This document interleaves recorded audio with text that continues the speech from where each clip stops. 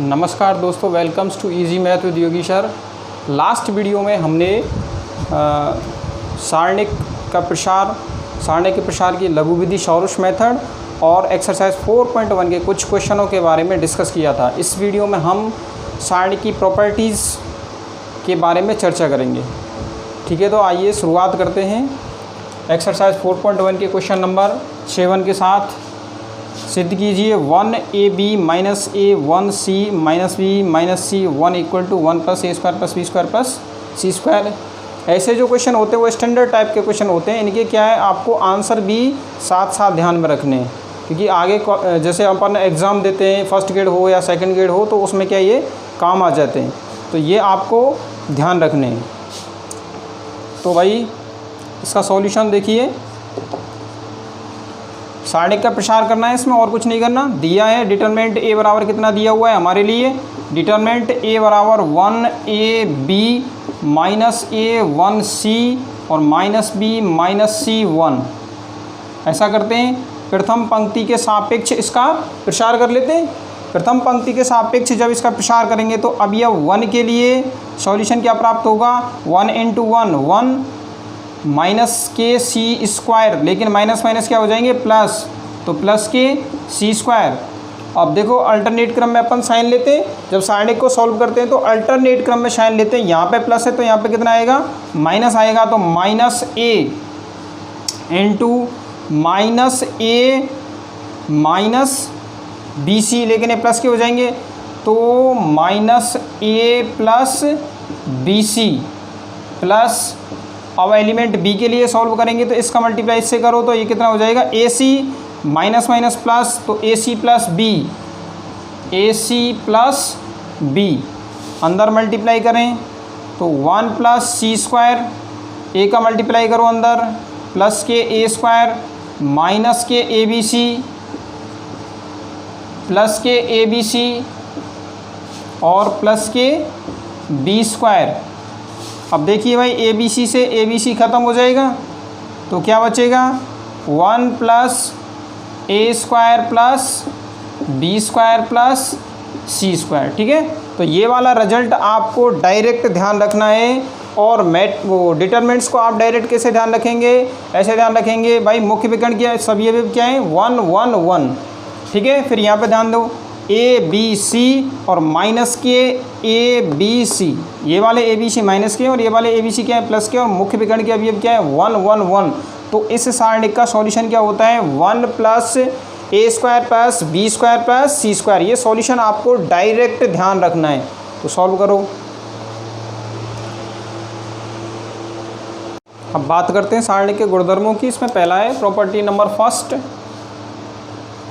यदि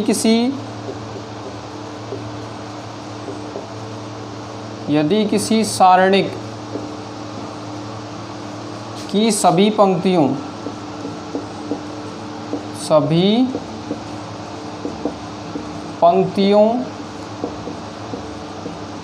तथा सभी स्तंभों को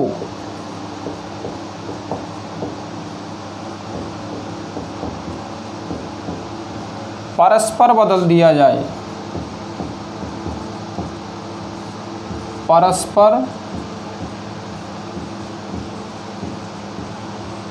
दिया जाए, तो सारणिक के मान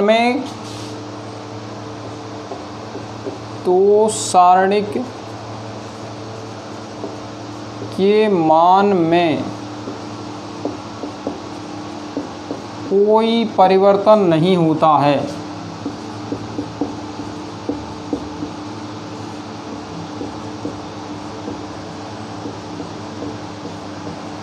अर्थात अपन ऐसे कह सकते हैं भाई, जब पंक्ति और स्तंभ परस्पर बदले जा रहे हैं, सभी पंक्ति और सभी स्तंभ परस्पर बदले जा रहे हैं, इसका मतलब क्या है, एक मैट्रिक्स की ट्रांसपोज मैट्रिक्स प्राप्त हो रही है। तो एक मैट्रिक्स की डिटरमिनेंट्स और उसकी ट्रांसपोज मैट्रिक्स की डिटरमिनेंट्स दोनों का मान क्या होता है, बराबर होता है। अर्थात डिटरमिनेंट ए बराबर ए की ट्रांसपोज का डिटरमिनेंट, ये दोनों क्या आएंगे, बराबर मान आएंगे। या फिर अपन ऐसे कह सकते हैं कि कोई सारणिक है तृतीय क्रम की A1 B1 C1, A2 B2 C2, A3 B3 C3। ये किस क्रम की सारणिक दिख रही है आपको? तृतीय क्रम की सारणिक दिख रही है। अब इसकी पंक्ति और स्तंभों को परस्पर बदलना है। क्या करना है? पंक्ति और स्तंभों को परस्पर बदलना है। तो सारणिक का मान सेम रहेगा, सारणिक का मान सेम रहेगा। A1 B1 C1, A2 B2 और C2। प्रथम पंक्ति प्रथम स्तंभ बना दिया, द्वितीय पंक्ति द्वितीय स्तंभ बना दिया और तृतीय पंक्ति को तृतीय स्तंभ बना दो, A3 B3 और C3। तो पंक्ति और स्तंभों को परस्पर चेंज करने पर सारणिक के मान में कोई परिवर्तन नहीं होता है। सारणिक का मान क्या होता है? सेम रहता है। ठीक है ना। तो ये हो गई प्रॉपर्टी नंबर फर्स्ट। अब देखो property number second. Property number second है यदि किसी सारणिक की कोई दो पंक्ति अथवा स्तंभ हो सकते हैं को परस्पर बदल दिया जाए, परस्पर बदल दिया जाए तो सारणिक का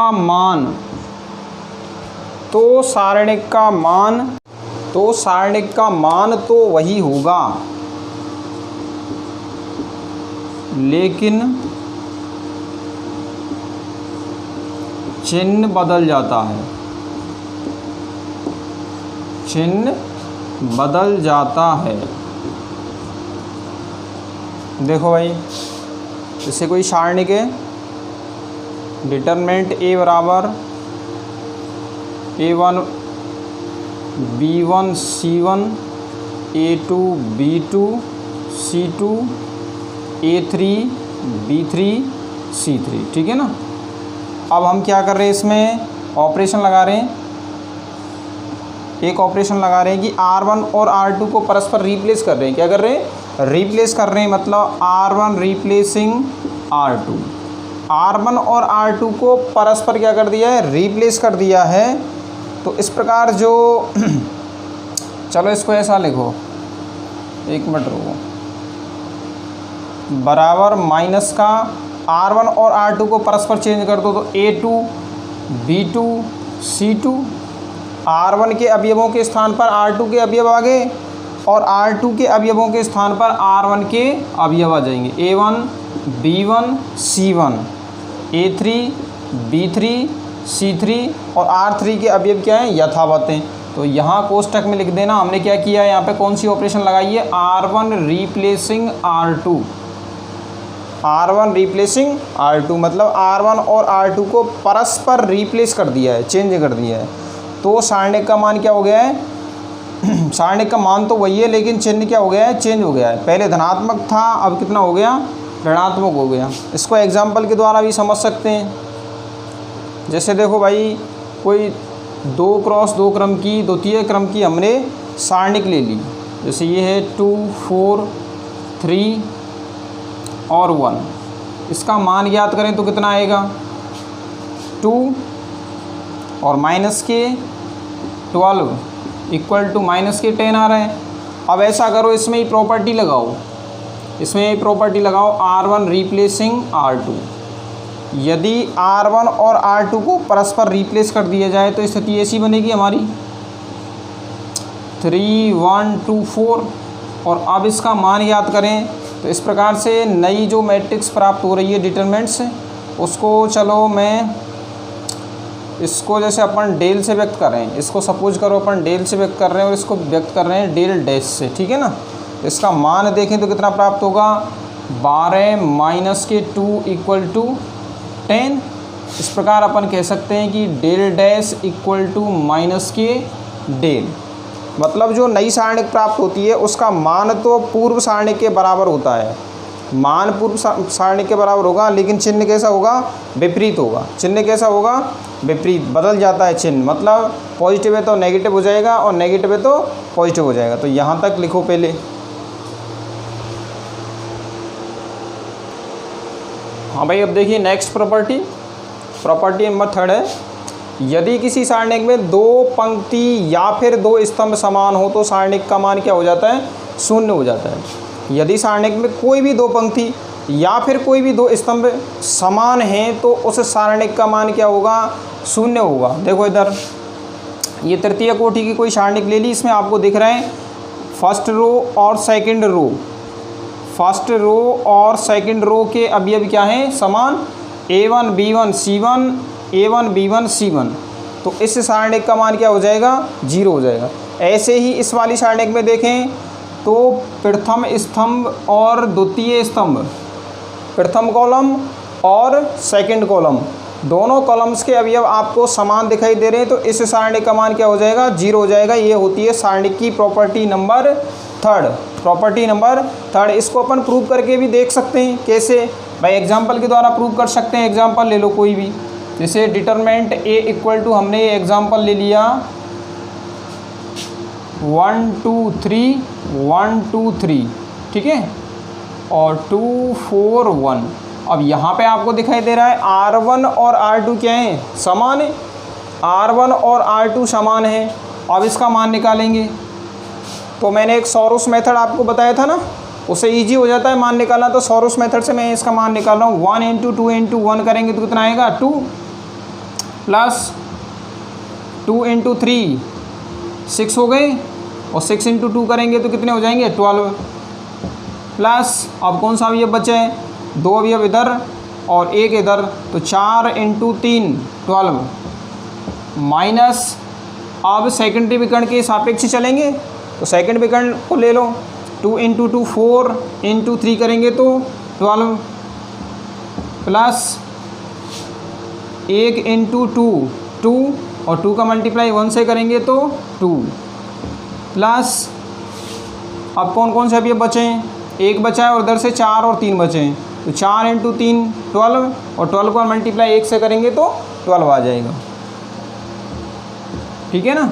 और इनको सॉल्व करें तो 12 12 ये 24 हो गए, और 2 26 माइनस के ये भी कितने हो जाएंगे, 26, इम्प्लाइज दैट 0। तो इस एग्जाम्पल से स्पष्ट है कि यदि किसी सारणी की 2 पंक्ति या फिर 2 स्तंभ समान हो तो उस सारणी का मान क्या होता है, 0 होता है, ठीक है ना। अब प्रॉपर्टी, नेक्स्ट प्रॉपर्टी है प्रॉपर्टी नंबर 4, यदि किसी सारणी की किसी पंक्ति या स्तंभ के सभी अवयवों में समान राशि k से गुणा कर दिया जाए। यदि किसी सारणी की किसी एक पंक्ति या फिर किसी एक स्तंभ के सभी अवयवों में एक समान राशि k से मल्टीप्लाई कर दिया जाए तो उस सारणिक का मान k गुना हो जाता है, पूर्व सारणिक का k गुना हो जाता है। वो कैसे, देखो भाई, ये सारणिक थी 3×3 क्रम की, इसमें देखो रो नंबर फर्स्ट रो में k का मल्टीप्लाई हो रहा है प्रत्येक अवयव के साथ, ठीक है ना।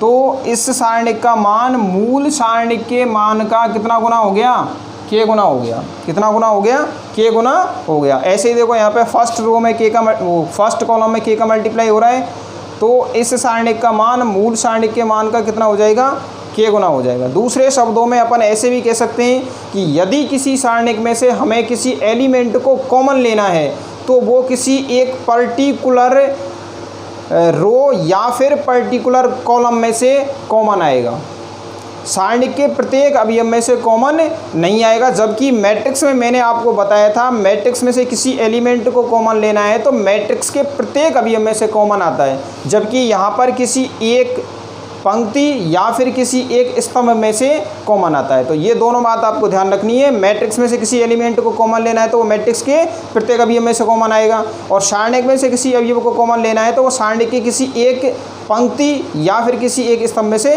कॉमन आएगा। जैसे कि देखो यहाँ पे देखो रो फर्स्ट में k का मल्टीप्लाई हो रहा है प्रत्येक अवयव में, इस k को हमने क्या ले लिया, कॉमन ले लिया। जबकि मैट्रिक्स में ऐसा नहीं होता था, मैट्रिक्स में प्रत्येक अवयव में से कॉमन आता था, ठीक है। ये बात आपको ध्यान रखनी है। फिर इसमें क्या एक इम्पॉर्टेंट केस है, बहुत महत्वपूर्ण है, इसको ध्यान रखना। किसी 3 कोटि के सारणिक के प्रत्येक अवयव में m का गुणा कर दिया जाए, प्रत्येक अवयव में किसका गुणा कर दिया जाए, m का गुणा कर दिया जाए, तो प्राप्त सारणिक का मान मूल सारणिक के मान का m³ गुना हो जाता है। मूल सारणिक के मान का क्या हो जाता है, m³ गुना हो जाता है। क्यों हो जाता है ऐसा, इधर देखो भाई, मैंने अभी आपको बताया था कि सारणिक में से कोई एलिमेंट कॉमन लेना है तो वो किसी एक पंक्ति या फिर एक स्तंभ में से कॉमन आएगा। जैसे कि फर्स्ट रो में से हमने m को कॉमन ले लिया, किसको ले लिया, m को कॉमन ले लिया, फिर सेकंड रो में से कॉमन ले लिया m को, तो m² हो जाएगा, और फिर थर्ड रो में से m को कॉमन ले लेंगे तो क्या हो जाएगा, m³ हो जाएगा। तो इस बात को आपको ध्यान रखना है, ठीक है ना। तो कितने गुना हो जाता है, तो ये मान m³ गुना हो जाता है। तो लिखो यहाँ तक।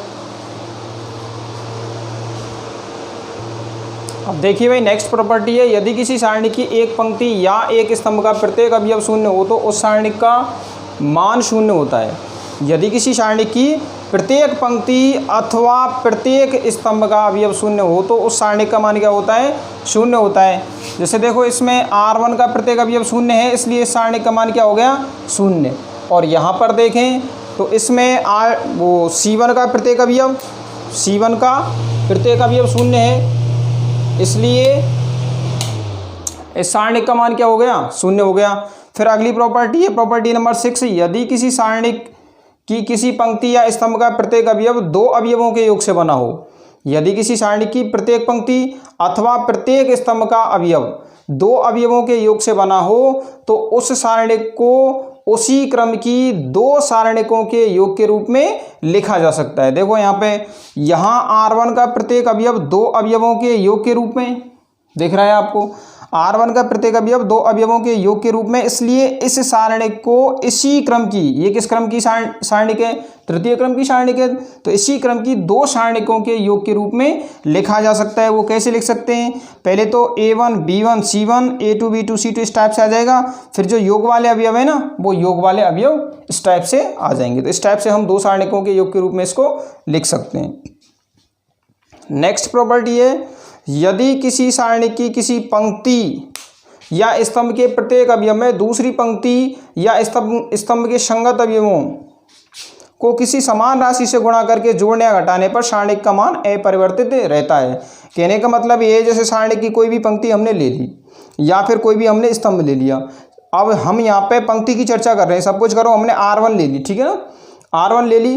अब R1 में एक ऑपरेशन लगा रहे हैं R1 प्लस लेमड़ा R2। कौन सी ऑपरेशन लगा रहे हैं, R1 प्लस लेमड़ा R2, मतलब R1 में R2 के अवयवों में किसी भी निश्चित संख्या का गुणा करके जोड़ा जाए अथवा घटाया जाए तो मूल सारणिक के मान में कोई परिवर्तन नहीं होता है। अब यहाँ पे देखो, जैसे मूल सारणिक थी A1 B1 C1 इस टाइप से, हमने क्या किया है, R1 में प्रॉपर्टी लगा दी R1 प्लस लेमड़ा R2, मतलब द्वितीय पंक्ति के प्रत्येक अवयव में लेमड़ा का गुणा करके प्रथम पंक्ति के संगत अवयवों में जोड़ दिया, प्रथम पंक्ति के संगत अवयवों में जोड़ दिया। तो इस प्रकार से प्राप्त सारणिक का मान मूल सारणिक के मान के समान रहेगा, ठीक है ना, चेंज नहीं होगा।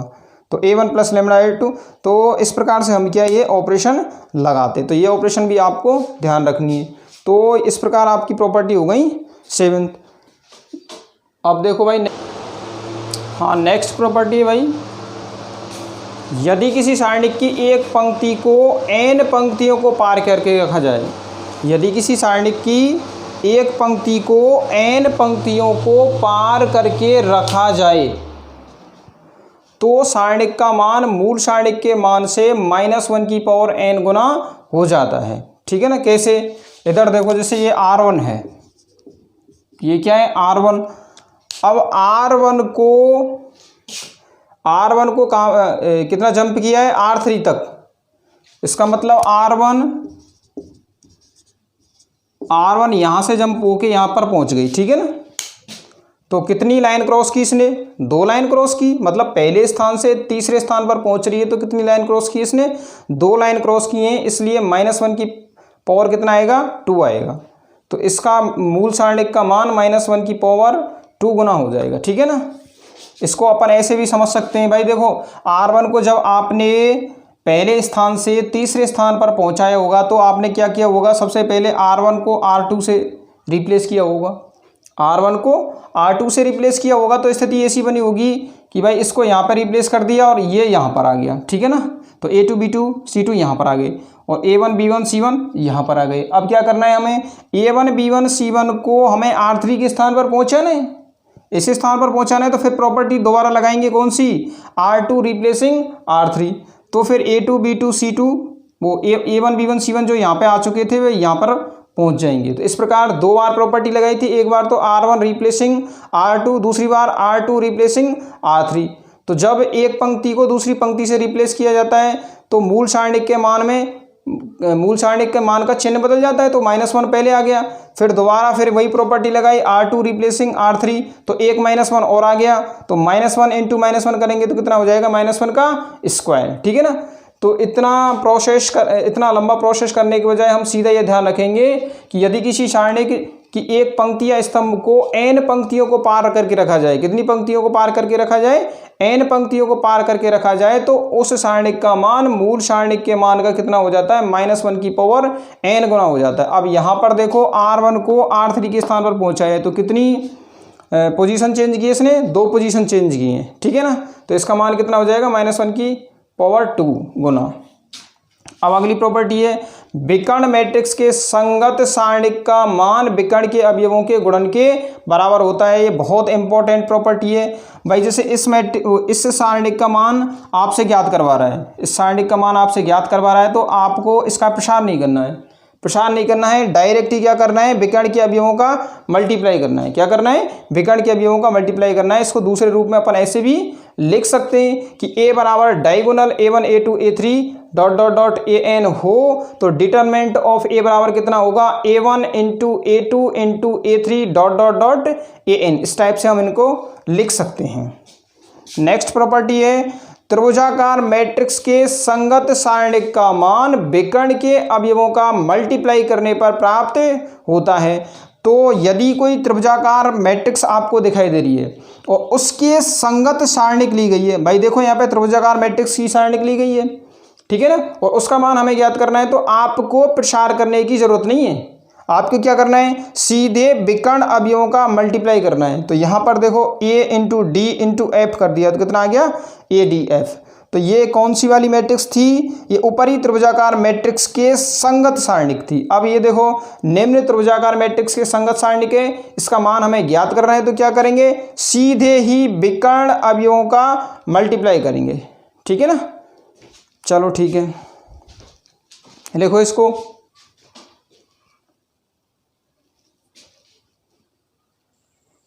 अब देखो भाई सारणिक का मान ज्ञात करने की विधि, सारणिक का मान ज्ञात करने के लिए हम क्या करेंगे, सारणिक में अधिकतम शून्य बनाने का प्रयास करेंगे। भाई अधिकतम शून्य बना देंगे तो आंसर बहुत जल्दी आ जाएगा, कैलकुलेशन इजी हो जाएगी, क्योंकि शून्य का मल्टीप्लाई करने पर क्या प्राप्त होता है, शून्य प्राप्त होता है। तो कैलकुलेशन इतनी लेंदी नहीं होगी। तो सबसे पहला पॉइंट तो आपको यही ध्यान रखना है इसमें कि सारणिक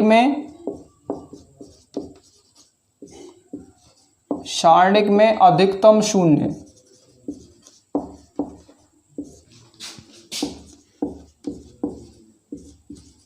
बनाने का प्रयास करेंगे।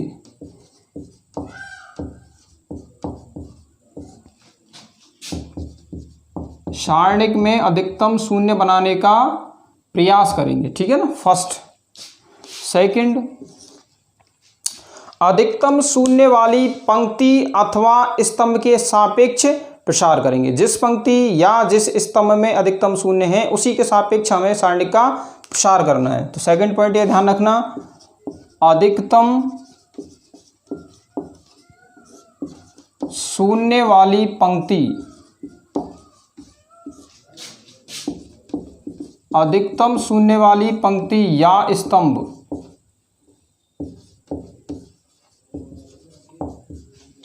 के सापेक्ष सारणिक का प्रसार करेंगे।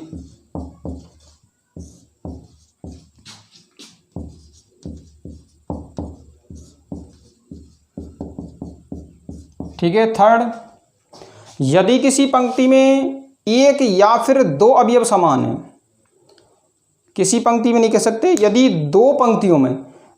दो पंक्तियों में एक अथवा दो अवयव समान हैं तो हम R1 माइनस R2 ऑपरेशन लगाएंगे। कौन सी ऑपरेशन लगाएंगे, R1 माइनस R2 ऑपरेशन लगाएंगे। यदि दो पंक्तियों के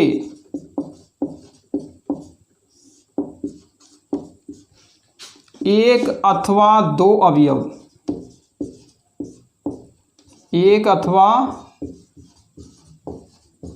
अवयव समान हो तो